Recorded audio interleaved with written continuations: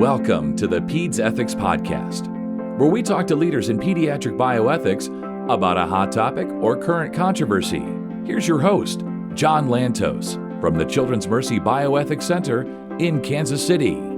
Hi, welcome back. This is John Lantos from Children's Mercy Hospital in Kansas City, home of Super Bowl champion Kansas City Chiefs, coming to you with our Pediatric Ethics Podcast, a series that we do with interesting authors who write about interesting issues in pediatric bioethics. Today we're thrilled to have Sarah DiGregorio with us. Sarah is the author of a book that just came out this week called Early, An Intimate History of Premature Birth and What It Teaches Us About Being Human. It's published by Harper.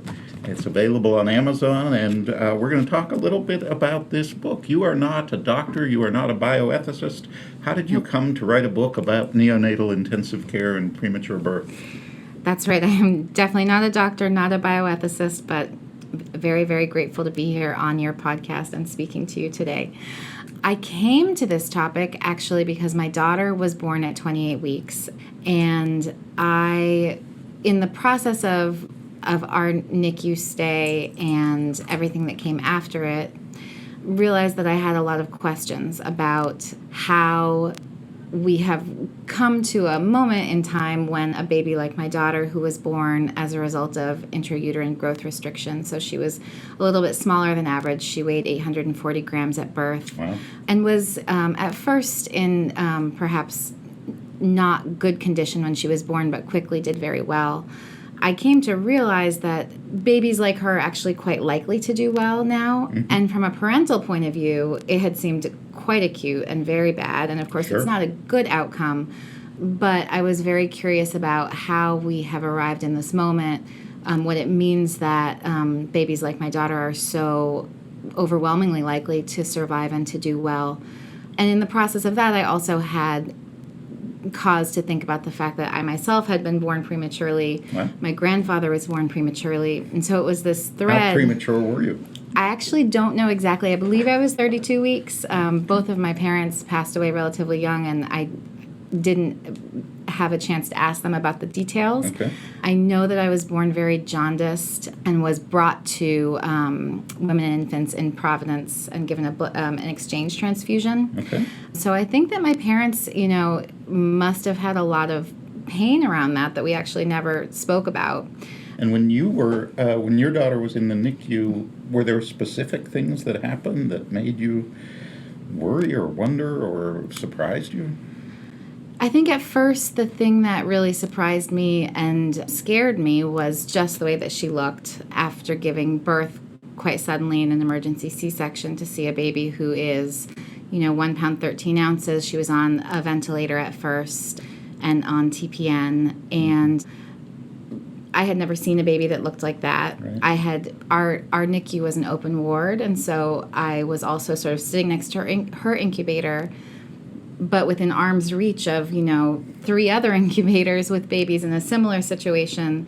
It was very overwhelming. It was like, I think a lot of parents speak to this sort of sense of being dropped into another planet. Right. With these human beings of a sort that you have never seen or imagined before. And it felt very powerful. When I read actually parts of the Lazarus case, it was the first time that I felt expressed to me the way that I had felt, not only as a parent being afraid for my daughter, but also this sense of like, where are we? What are we doing here? This place is so are very powerful. Bizarre places. Yeah. And so, and there were things about her stay. In general, we were very lucky. She had a relatively good stay. We were there for 2 months. At first, she continued to lose weight, and that was a source of worry, it seemed, for the clinicians. But there were things that were very routine about the NICU experience that I found terrifying and completely insane. Like what? Like bradycardia, where it's like, oh, don't worry, that's normal. Your baby's heart will sort of slow to a stop and will kind of come over and be like, can she handle this on her own? No, okay, we're going to just pat her chest now and get her heart going. Flick her feet, tickle her toes. And, as a parent, that's crazy. Right. Yeah. And the nurses are usually pretty casual. Yep. Yep, your baby's heart started coming to a stop. We're going to see how this goes now. This happens. Mira's your daughter's name? Yep, Mira. And she was in the NICU for how long? For 2 months. 2 months. And did she go home on medication or oxygen? Nope, she didn't go home on oxygen. It was an interesting experience going home. I struggle with anxiety in general, and so this experience brought that out a bit. A bit? Yeah, a bit. When we went home, we were very lucky. She wasn't on oxygen. She was able to eat by mouth. We did discover subsequently that some of the challenges she was having was because she has hypotonia. And so that's a challenge that has followed her. She's 5 now. She gets occupational and physical therapy for that. But it's a very minor issue. It's really something that we've been able to manage with therapies. And subsequently, she was also diagnosed with asthma, although at the time, it took us a while to figure that out. So many parents who have had a baby in the NICU, once they get home, never want to think about NICUs again. And instead, you decided to write a book about them. That's true. Why did you do that? I think I wanted to maybe reassert some control over the situation. I had felt so confused and so very, very out of control of what was happening. I felt that there was a lot of context happening that I didn't understand. I felt that I was sort of dropped into a coloring book and it was all blank, and I knew that there must be all this context around, and I didn't know any of it, which I found very scary. And it took me a while to want to revisit it. It maybe took me about 8 months to sort of think, like, is this something that I could research and come to understand better? You're a writer. I'm a writer. Journalist. A journalist, yeah. Okay. Yeah. And I think I wanted from the very beginning to understand better, but my attempts to understand better while we were in the NICU were often unsuccessful. Not necessarily because the clinicians didn't want to explain, but also because I was having a hard time taking in information. A lot of parents say the way you think when your baby's in the NICU is wildly different than the way you think the rest of your life. It's so emotionally overwhelming. Yeah. Just short circuits. Yes. Yeah. Yes. So how did you decide to go about doing this research? Where did you start? I started I had written an essay about my experience, and then realized that there were these, that really what my questions were generally, how did we get here, and what does it mean? And so I started sort of looking at, as far back as I could find, I looked at the American Academy of Pediatrics interviews with pioneers of neonatology. I tried to call up as many of them as I could find, and I wanted to understand where all this technology came from, who came up with it, and people were in general very open to speaking with me about it. Once I started asking questions, more questions suggested themselves, and I found myself going down rabbit hole after rabbit hole after rabbit hole, and I really could have researched this book for the rest of my life, probably. So tell us about some of the more interesting people you met and what those discussions were like. So I went to go see Dr. Maria de Livoria Papadopoulos in Philadelphia, who is an amazing person and a fantastic conversation partner. I think one of my misconceptions was that, especially as a layperson, I think maybe a lot of lay people might think this, was that, oh, well, researchers must come up with an intervention, and then they test it, and then they're like, oh, it works or it doesn't work. And if it works, then everyone starts to use it, and the outcomes get better, and then they do it again, and that's how progress works. That's really what I thought. Yeah.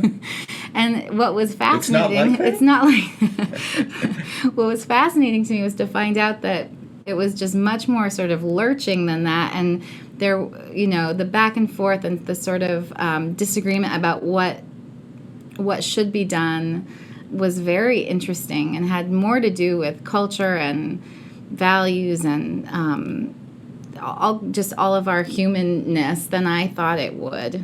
So Dr. Delavoria Papadopoulos was Yes. one of the pioneers, Yes. one of the first Yes. people to treat babies with positive pressure ventilation, Right. mechanical ventilation. Right. Did she tell you the stories? Of Yes. her So first she study? told me she started her training in Athens in a polio ward where she treated babies in iron lungs, and so that was her background. And so she had some background in treating and artificial respiration. When she For got adults, for I believe for children, it was a Okay. children's polio Wow. ward, I Okay. believe. Okay. And when she got to Toronto to the hospital for sick children, of course, there were premature babies there, and there was nothing really in the way of treatment for respiratory distress. And as she described it at the time, positive pressure ventilation had just become available for adults undergoing surgery. And she said, well, why can't we use this for babies? They're having trouble breathing. This is being successfully used in other contexts. Why can't we do it? And the people around her said, no, that's crazy. It's completely untested. That would be experimenting on the babies. It's not going to work.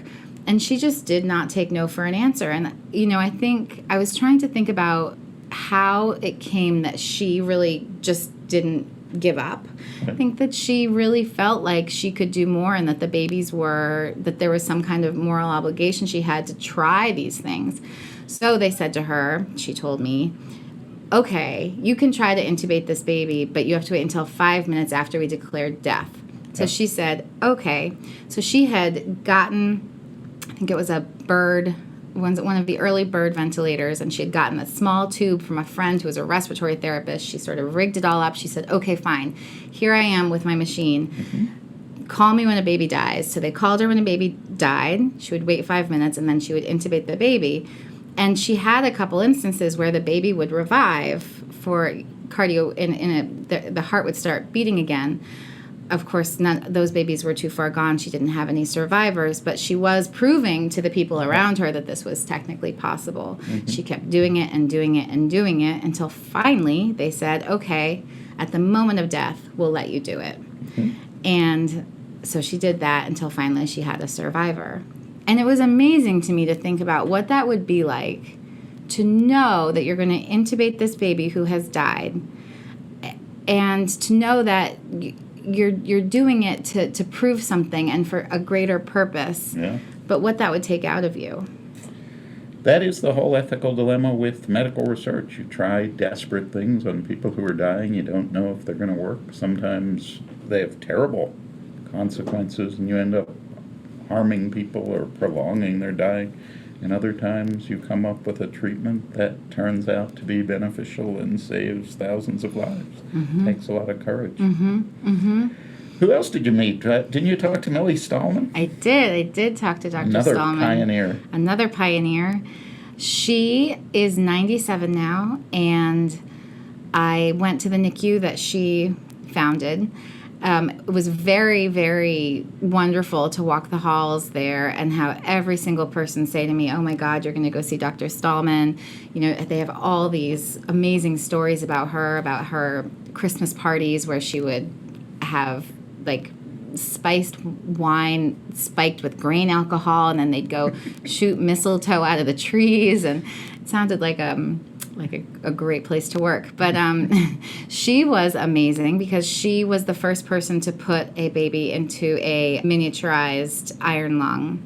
And she is quite a character. She's known in Nashville as someone who left the trappings of her wealthy newspaper family behind. She was very single-minded in her devotion to neonatology, and did a lot of research on sheep models and kept the pregnant ewes out on the courtyard, the hospital courtyard. So there were lots of great stories about her, and I know she also really pushed forward the treatment of respiratory distress. And I did go see her, and we had a short conversation, but a good conversation. And she really was very much not interested in celebration. She said, well, someone else would have done it if I hadn't done it. And I thought, well, nobody else was really doing that at that time. So then, in addition to talking to these pioneers, you talk to people who are working at the sort of cutting edge of innovation today, right? I mean, what is your sense of where the current controversies are in treatment. Well, I thought about this a lot, about where are the iconoclasts now, who are the iconoclasts now, and I like to think of it less in terms of conflict, because all of them are moving in different directions, but I think I'm not sure that they are necessarily in conflict. For instance, Dr. Bell in Iowa, who runs a unit there, Ed Bell, yep, he runs his unit there, has made 22 and 23 week babies, very low gestational age babies, a focus of research and care, and they have reached a point where they can recommend treatment to 22 week babies, and they have a reasonable expectation of success. I find that really amazing, and it's funny because I actually was listening to one of Dr. Lantos's talks before I went to go to Iowa to talk to Dr. Bell, and one question I had was, well, how come he can do this and other people aren't? And I think that there are lots of technical reasons for that. There are things that they told me that I'm probably less qualified to speak about, with like high frequency ventilation and the way that they keep a very tight monitor on glucose and do a lot of they take a lot of labs. But I think that the thing that really spoke to me and I found mind-blowing was that they really believe that it's attitude and culture that is a big driver of their success, that they believe that treatment for 22-week babies can be successful, and so they proceed in that way, and that has been just as important as their sort of clinical management. And in some ways just as controversial as Maria Telavoria Papadopoulos intubating a 36-weeker. Yeah, that real pushing of the envelope, which some people find. Many other neonatologists say they're crazy. Yep.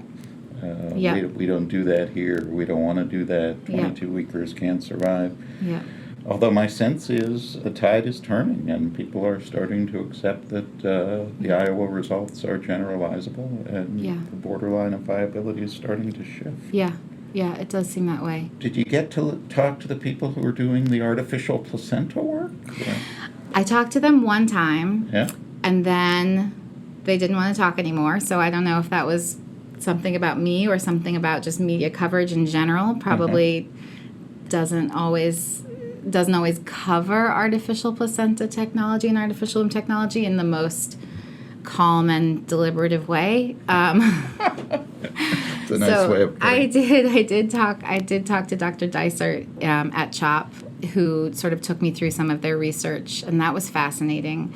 And I do find a lot of echoes between the way that the invention of the incubator was greeted to the way the invention of or the development of artificial womb technology is greeted. It makes people clearly inspires some anxiety. So knowing what you know now, do you think your way of being a parent of a baby in the NICU would be different today than it was? I would be much calmer. Yeah? Yeah. Because you'd understand more? Yes. Okay. Yes. Because now I understand that I knew all the time that we were lucky, but now I truly understand how lucky we were to have made it to the point that we made it. I got 2 steroid shots. I know now in my bones that premature babies do well. I also know that even when premature babies have challenges, that families do adapt. And that was something that I had very little understanding of at the time.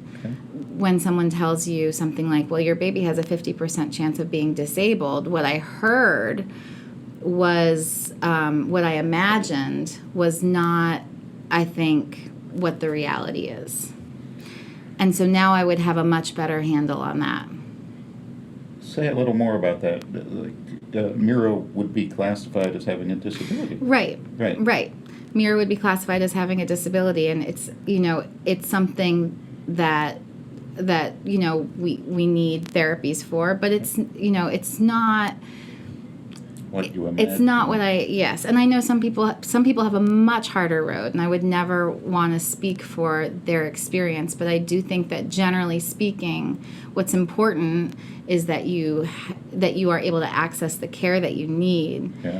and the therapies that you need, because families can really adapt to getting their children what they need. And I was thinking the other day about, would I want her to be different? Could I wish away her? Do I wish away her challenges? I don't want her to have asthma. I don't want her to struggle with these things, but I don't want her to be different. I don't wish away anything about her. That was something that I learned. Do you have any advice for health professionals in the NICU? Doctors or nurses? I think generally speaking, parents are very, very grateful to clinicians in the NICU because we know that you have saved our babies' lives. And so we are intensely grateful for that. I think just to remember that the words that you use can sometimes stay with us for years and years and years. And so, what is your Tuesday afternoon is the most intense moment of our lives. And so when you say something like a 50% chance of disability, it would be very helpful either to not say that at all, or especially when we're speaking hypothetically, or to really say something like, let me tell you about outcomes for what a lot of premature babies have motor delays. This is what that looks like. This is how their families handle it. And that would give you something to imagine and to hold on to, that you can probably handle that. Whereas if you just say she's a 50% chance of being disabled, your mind goes to these places where it's like, what are we going to do? How, will she have capacity for human relationship? And that's not at all what he meant, but I didn't know that. Yeah, maybe even just a little follow-up conversation. Right. When I say disability, what do you think about? Right. Tell me your biggest fears. Right. And let's talk about them. Right.